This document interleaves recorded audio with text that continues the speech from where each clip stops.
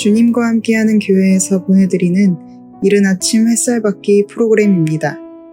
이 시간을 통해 하나님의 말씀에 나를 비춰보며 나 자신을 성찰하는 시간이 되시기를 바랍니다.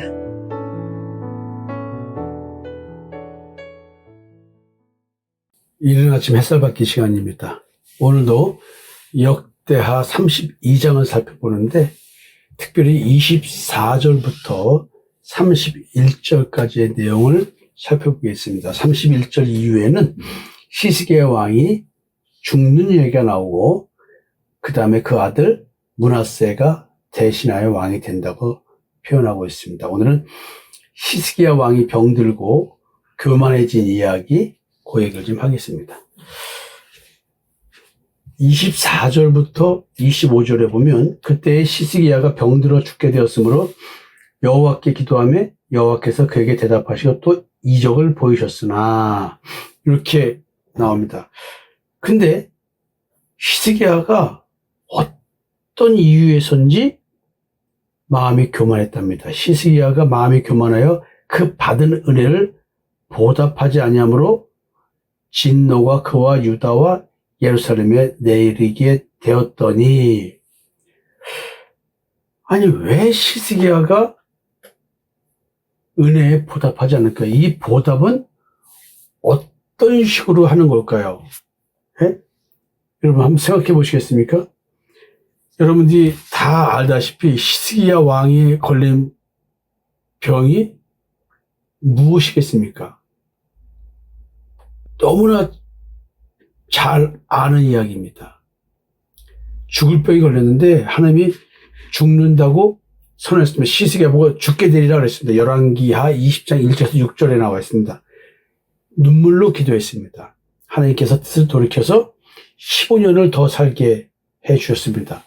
또 15년을 살게 했는데 히스기야가 여호와께서 나를 고치고 여호와의 성전에 올라가게 하실 무슨 징표가 있는가? 그래서 해 그림자를 10도 물러가게 했습니다. 이 이야기가 이사야서 38장 7절과 8절에도 나와 있습니다. 지금 상식적으로 이해가 안 가죠? 히스기야 개인을 위해서 하나님의 주권을 보여주기 위해서 이와 같은 시간과 우주 질서를 역행하는 일을 하나님께서 보여주셨습니다. 이게 무슨 얘기일까요? 왜 하나님은 이렇게까지 히스기야 왕에게 했을까요? 하나님은 지금 이렇게 절박한 생존 의지 그리고 하나님께 살려달라는 이 기도, 히스기야는 하나님께 매달렸습니다. 그래서 응답을 받습니다. 그런데 이 기적이 도리어 히스기야가 교만한지 안 한지 시험하는 거였는지 모르겠습니다. 이런 은혜를 받았는데 보답하지 않았습니다. 보답을 하나님은 어떻게 하기를 바랐을까요? 네? 참 그 구체적인 내용이 나와 있지를 않습니다. 히스기야가 근데 이제 마음의 교만함을 뉘우쳤습니다. 백성들도 함께 뉘우쳤습니다. 그래서 하나님께서 히스기야 생전에는 그들에게 진노를 내리지 않기로 하셨습니다. 그런데도 희한한 일이 또 있습니다. 성경은 이어서 얘기하는 게 히스기야의 부와 영광에 대한 얘기를 합니다. 지금 히스기야는요, 교만했다고 지금 분명히 지적하고 있습니다. 히스기야의 문제는 뭐 하나님 기도를 하지 않았다든가 어떤 불순종의 행위를 했다든가 그런 게 아니었습니다. 문제는 하나님께 받은 은혜에 대한 보답이 뭐냐? 내적 반응에 대한 이야기입니다. 그 내적 반응에 대한 이야기가 뭘까요? 하나님과 시스기야 왕에 대한 관계성이겠죠. 여러분, 이게 뭘까요? 보답하지 않았다. 하나님께 제사를 안 지냈을까요? 어떤 물질적 보상이나 추가적 헌신을 요구했을까요, 하나님이? 아닙니다. 하나님의 은혜에 대한 합당한 신앙적 응답이겠죠. 그 응답이 뭘까요? 하나님은 어떤 보답을 원하셨을까요? 무언가를 더 드리는 행위를 바랬을까요? 제사를 말했을까요?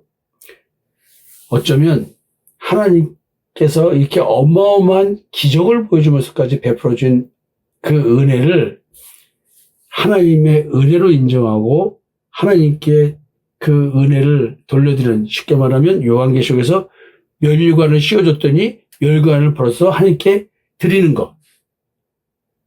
마치 내가 멸관을 하나님께 받았더니 내가 뭘 잘해서 멸관을 준 줄 아는 거죠. 그러나 새로운 피조물들은 흰 두루마기를 입은 자들은 절대 그럴 수가 없습니다. 모든 것이 하나님의 은혜이기 때문에 다시 멸관을 벗어서 하나님 어찌 이러십니까? 저한테 모든 걸 다 해주셨는데 제가 뭘 한 게 있다고 저한테 이걸 주십니까? 하나님 죄송합니다. 제가 받을 게 어떻게 이럴 수가 있습니까? 받을 수가 없습니다 하면서 하나님께 멸관을 벗어드리는 거. 이게 은혜로 인정하는 거거든요.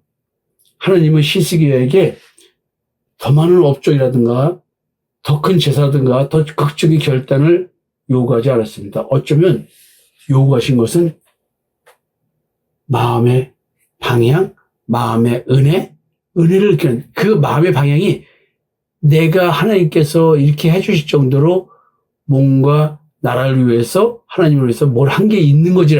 그래서 나한테 뭘 해주셨을 거야. 이런 마음이 있다면 이거는 어마어마한 교만이죠. 하나님께서는 어떤 보답을 바라셨을까요? 어떤 구체적인 보답을 원하셨을까요? 전적인 감사와 자기 자신이 아니라 하나님의 관점에서 나에게 은혜를 베풀어 주신 그 하나님의 관점에서 봐야 되는 거죠. 시스기야가 병 고침과 그 엄청난 우주적 표적을 경험한 뒤 하나님이 원하시는 첫 번째 보답은 이 모든 것을 여호와께서 하셨다. 이것을 처음부터 끝까지 유지하는 겁니다. 여호와의 영광을 우리에게 돌리지 마옵소서. 주의 인자와 진실함으로 말미암아 주께 돌리소서. 이거 시편 115편 1절에 나와 있는 이야기입니다. 하나님의 영광을 우리에게 돌릴 수가 없는 겁니다. 내가 경험한 신앙적 체험, 내 이야기가 아닙니다. 내가 대단해서 뭘 해준 게 아닙니다. 하나님께서 다 해준 겁니다. 제가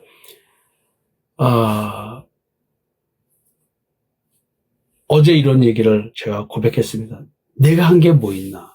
다 하나님이 해주신 건데 이런 고백했는데 이게 멋있는 신앙 고백으로 그냥 멋진 말로 한 게 아니라 진짜로 제가 그걸 느끼는 거거든요. 하나님의 영광을 가로채지 않는 것.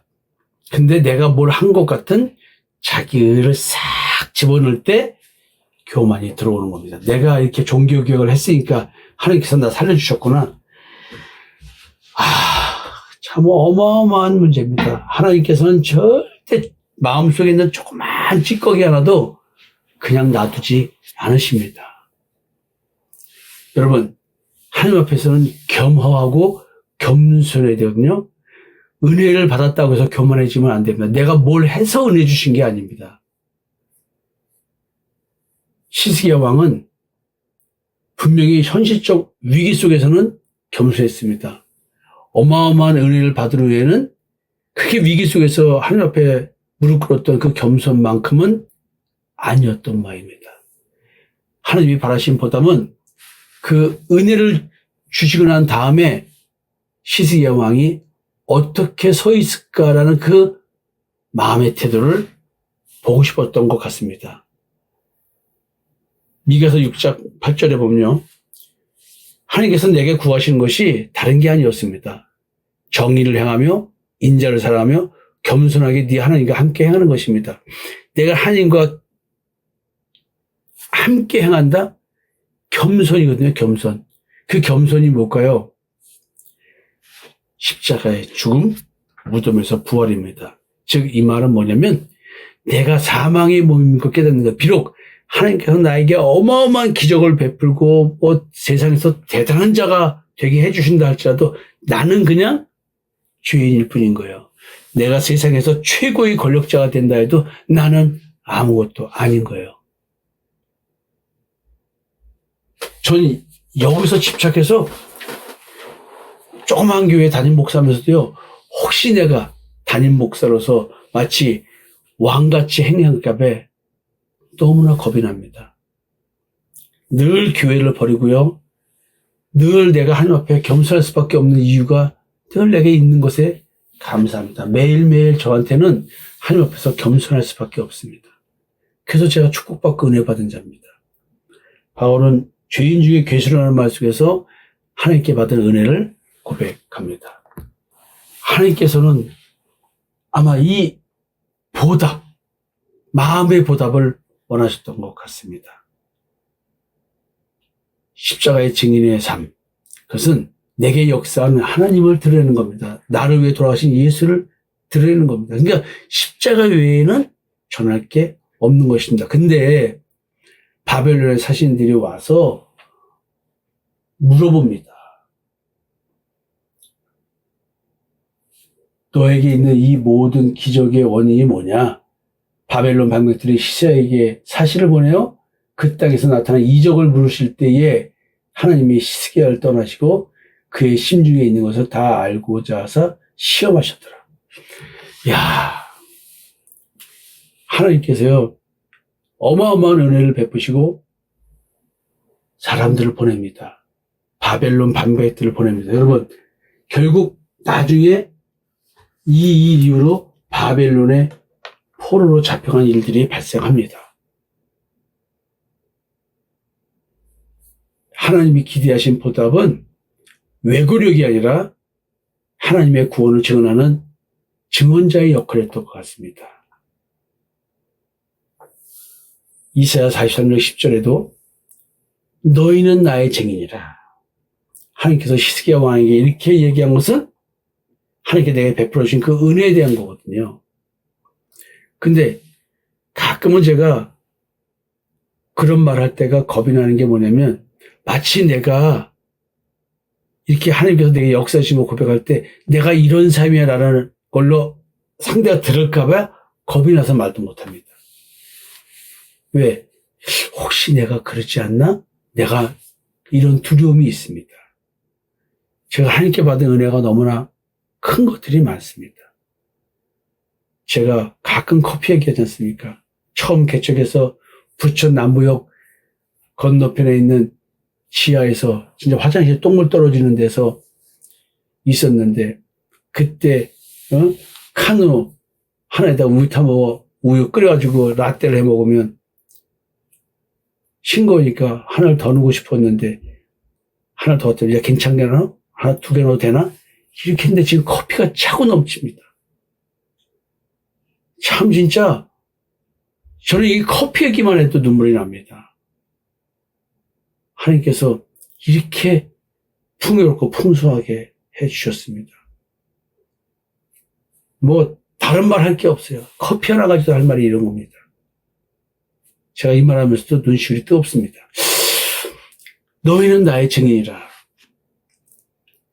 내가 이런 걸 가졌다라고 말하는 것이 아니라 내가 교회가 이렇습니다 말하는 것이 아니라 지금까지 여호와께서 이렇게 행하셔 주셨다. 이 말을 듣고 싶으신 거지 하나님은. 우리가 자식 기를 때 자식들이 엄마 아빠 지금까지 키워주셔서 감사합니다. 그뿐만 아니라 엄마 아버지 감사합니다. 엄마 아버지가 이렇게 지금까지 제가 있도록 해주셨는데 이런 말 한마디면 되지 뭐 자식한테 뭘 받으려고 하겠습니까? 하나님 마음대로 그런 것 같아. 막 율법 줘 제사 지내고 제물 드리고 막 이런 게 아니라 주여 감사합니다. 하나님 저를 살려주셔서 감사합니다. 주여 죄의 종 율법의 종 사망권세 중에서 해방시켜 주셔서 감사합니다. 이런 말 듣고 싶으신 것 같아요. 그래서 오늘 하루의 삶이 은혜의 삶인데, 참, 히스기야 왕은 어쩌면 하나님이 15년을 살게 해주셨는데 생명 연장을 하나님께서 네 생명을 보장했어. 이게 아니라 너에게 지금 15년의 시간을 맡겼어. 15년이라는 이 시간 동안 너는 나하고 뜨거운 사랑을 하자. 십자가에서 확신된 나를 향한 하나님의 사랑, 그 사랑을 뜨겁게 하자. 아마 그런 뜻이 아닐까 이런 생각이 듭니다. 저는 요즘 기도합니다. 하나님, 곧 요양원 가는 건데요. 제가 해야 될 사명, 제가 해야 될 일들 할 수 있는 여건을 준비해 주십시오. 제가 남은 인생 그렇게 하다가 죽어가겠습니다. 저에게 맡겨진 시간이 얼마인지는 모르잖아요. 그 시간 동안 내가 해야 될 일이 있어요. 뭘까요? 하나님께서 제게 주신 깨달음을 어떻게 글로 정리하든 말로 하든 뭘 해야 되는데, 참 남은 생명, 맡겨진 시간 하나님과 어떤 관계랄까? 어쩌면 하나님은 제가 뭐 세상에 뭘 남기기를 바라기보다 저와 하나님과의 관계를 원하실지 모르겠습니다. 일보다 하나님과의 관계. 이 말하면서 좀 더 편해져야 될 것 같습니다. 제가 마음의 쉼을 얻으려고 합니다. 시편 116편 12절에 내게 주신 모든 은혜를 내가 여호와께 무엇으로 보답할까? 보답은 뭘까요? 하나님께 뭘 제물을 드리는 것이 아니라 하나님께 드리는 영적 예배는 나 자신을 드리는 겁니다. 너희 몸을 거룩한 제물로 드리라, 산제물로 드리라, 이것이 너희가 드릴 영적 예배니라. 하나님은 어쩌면 이런 걸 원하는 거예요. 그래서 하나님이 원하시는 보답, 분명히 짚어야 할 점이 있습니다. 더 많은 제사 횟수, 뭐 극적인 금식, 더 큰 업적 경제, 이런 게 아닙니다. 하나님은 호세아 6장 6절에서 나는 인애를 원하고 제사를 원하지 않는다고 말씀하셨습니다. 히스기야 왕의 문제는, 교만의 문제는 부족한 헌신이 아니라 어쩌면 마음이 인애가 아니고 제사 방향으로, 오직 믿음이 아니라 뭔가 자기가 들어가는 외형적인 그 어떤 것, 하나님을 전적으로 의지하는 것이 아니라 자기의 능력을 의지하는 것이 좀 있었다. 지금 이런 거에 대한 것을 보답하지 않아서 마음이 교만했다라고 말하는 것 같습니다. 어쩌면 하나님은 히스기야에게 이런 보답을 원한 것 같습니다. 내가 너를 살렸으니 이제도 그리고 앞으로도 나 없이는 네 삶은 죽은 삶이다. 이거 동의하시는 하나님을 체험하는 임마누엘의 삶을 살아라는 얘기 같습니다.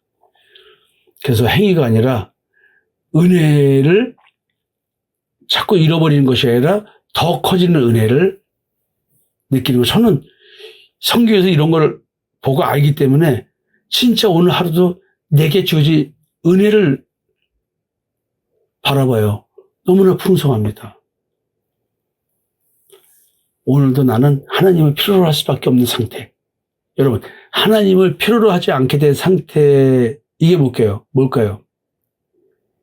나는 어떤 상황에서든지 하나님을 필요로 한다는 이것, 내가 하나님을 필요치 않게 되는 내 능력으로 뭐 하려고 하는 자기의 의가 나오는 이 상태를 거부하는 상태. 이게 교만하지 않고 하나님께 보답하는 하루를 사는 겁니다. 우리가 은혜를 받았다 얘기하죠?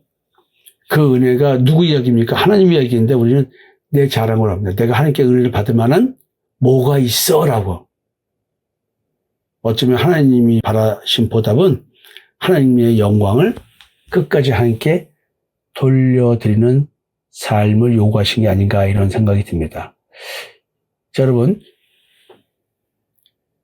히스기야 왕 이야기를 더 좀 해야 됩니다. 일단은 보답 얘기에서 멈추고 또 내일 이어서 말씀드리겠습니다.